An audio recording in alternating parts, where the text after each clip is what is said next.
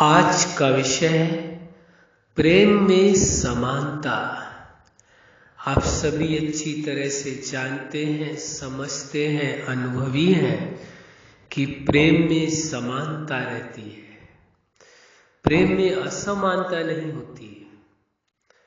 नहीं, प्रेम में गरीबी अमीरी का विषय है, न ही प्रेम में जाति का, न ही धर्म का, न ही उम्र का, न ही शिक्षा का, किसी भी प्रकार का कोई भी असमानता नहीं होती है। प्रेम में सदा समानता होती है, एक समान हो सकते हैं। ऐसी पूरी संभावना है एक गरीब व्यक्ति किसी अमीर से प्रेम कर रहा हो या एक अमीर व्यक्ति किसी गरीब से प्रेम करता हो, या कोई भी व्यक्ति चाहे गरीब हो या अमीर हो पूरी मानवता से प्रेम कर रहा हो, पूरी प्रकृति से प्रेम कर रहा हो, या कहें जो जीवन दाता है, जगत नियंता, पूरे ब्रह्मांड का रचयिता, उससे प्रेम कर रहा हो, वहां पर कोई यह विषय नहीं आता है कि यह ऊंचा है या नीचा है, धनी है या निर्धन है। असमानता नहीं, प्रेम में सदा समानता रहती है। इस सत्य को आप अच्छी तरह से जानते हैं, समझते हैं कि प्रेम में समानता है। तो यदि प्रेम में जीवन जिया जाए, पर्सनल लाइफ में प्रेम हो, संबंधों में प्रेम हो, तो जो असमानता है वो दूर हो जाए।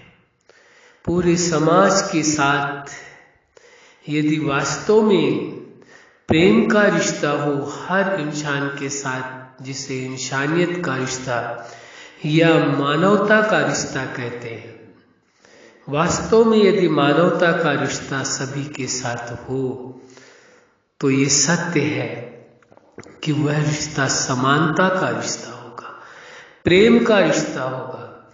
इस वास्तविकता को आप अच्छी तरह से जानते हैं, समझते हैं। इसीलिए तो आज का विषय है प्रेम में समानता। प्रेम ही एक ऐसा है जिसमें असमानता नहीं है। प्रेम यह नहीं देखता ये गरीब है, ये अमीर है, किस जाति का है, किस धर्म का है, किस देश का है, सुंदर है, ये कुरूप है, कौन है, ये प्रेम नहीं देखता, क्योंकि प्रेम में असमानता नहीं है। प्रेम सदा समान है, एक जैसा है।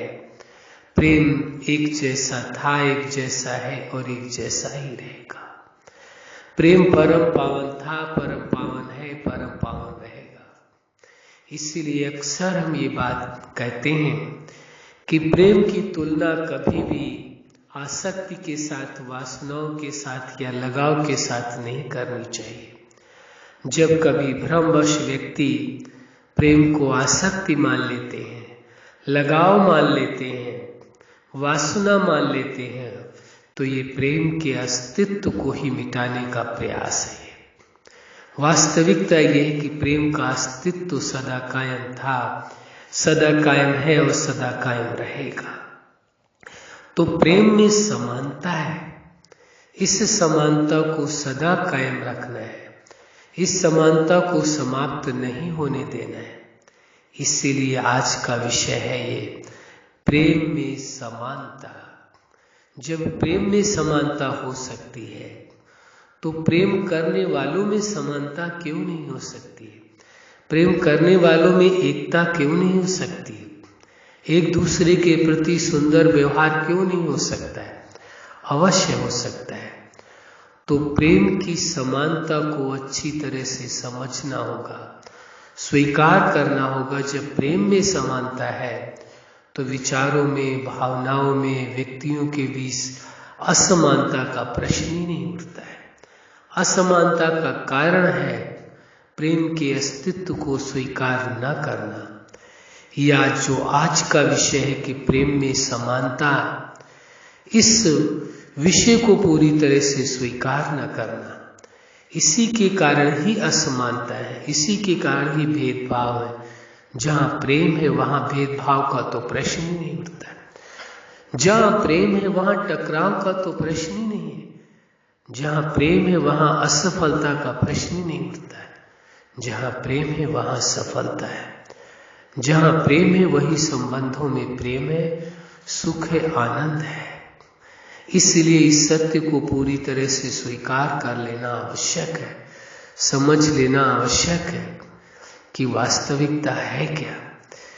प्रेम में समानता, देखिए प्रेम में इतनी बड़ी समानता हो जाती है।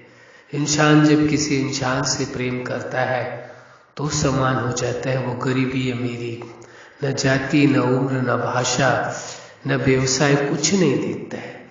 इसी प्रकार से जब कोई व्यक्ति उस जीवन दाता जगत नियंता से प्रेम करता है, उस सुप्रीम सत्ता से प्रेम करता है, तो उसमें भी समानता हो जाती है।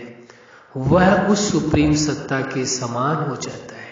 कितनी खास बात है, क्योंकि सुप्रीम सत्ता ने जब जीवन प्रदान किया था, जीवन दाता ने, तो जीवन के अंदर स्वयं जैसी सभी विशेषताएं पिरोई थी।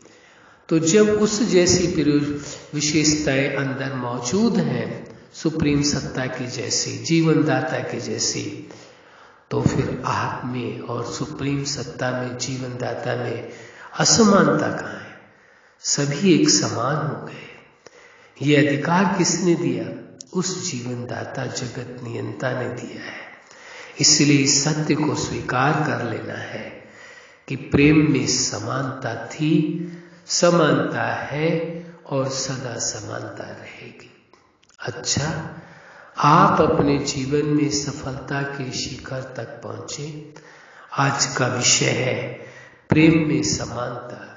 आपके जीवन के हर पार्ट में प्रेम हो और आपके अंदर सभी के प्रति प्रेम में समानता का भाव हो, यही हमारी हार्दिक शुभकामना है।